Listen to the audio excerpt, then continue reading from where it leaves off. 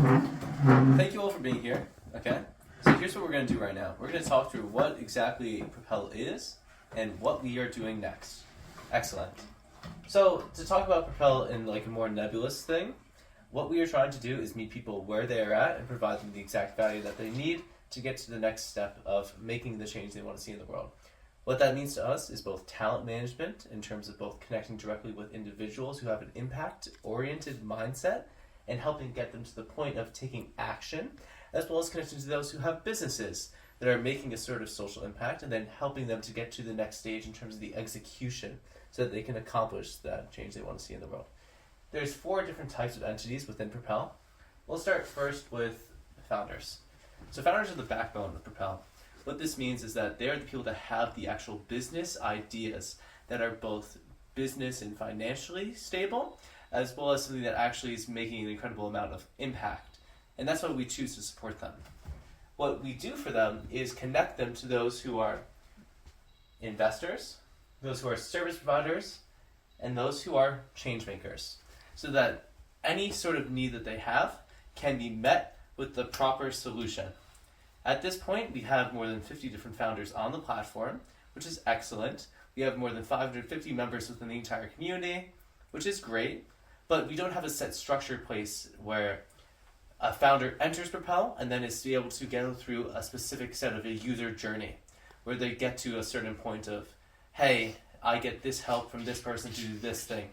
We have many different fragmented efforts, but it needs to be consolidated into one specific entrance point and onboarding flow.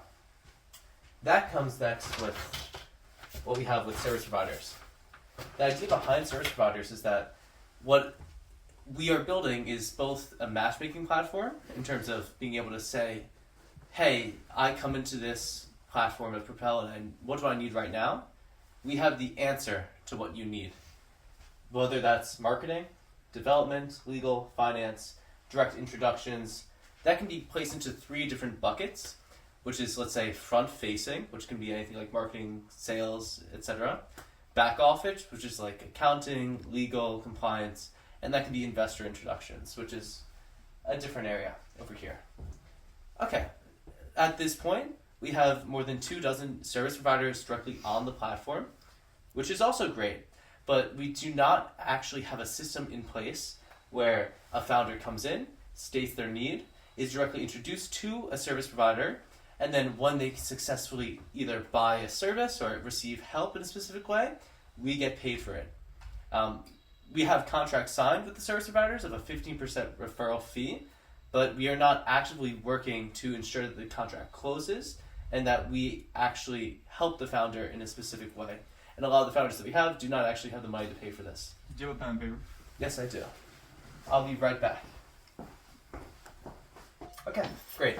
So we've discussed kind of the 2 main components.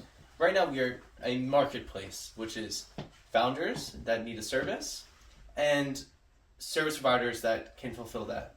One other thing that I didn't mention is that we also do this sort of, as a service, business development, which means that we have contracts that we sign with founders where we help them to get more sales. And our internal team works on doing that sort of business development directly for them, or that's directly introducing them to a potential client or something similar to that. It could be kind of tailored directly to what the founder needs. The most prevalent example is the contract that we have currently with this company called BindBio. What BindBio has is a software as a service that directly helps speed up the sales cycle for clinical research organizations.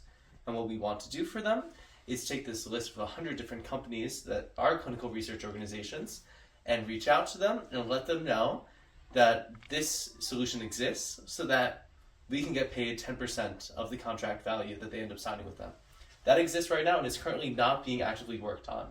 We do have different people that are working in different capacities, but it's not being something that's actively business development representatives knowing what to do and then having the kind of tailored marketing materials and then sales pitch.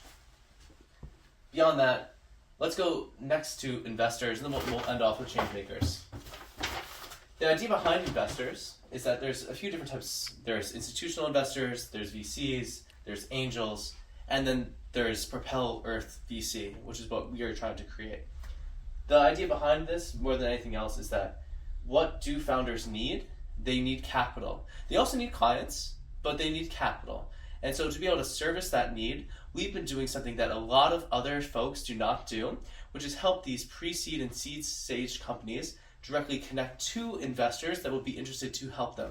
This means that we have to help with both creating deal memos, helping shape pitch decks, as well as doing general due diligence and data room creation, if it's actually not at that point at this point yet with the company. It depends at the stage that they're at. It's mostly pre-seed to Series A at this point.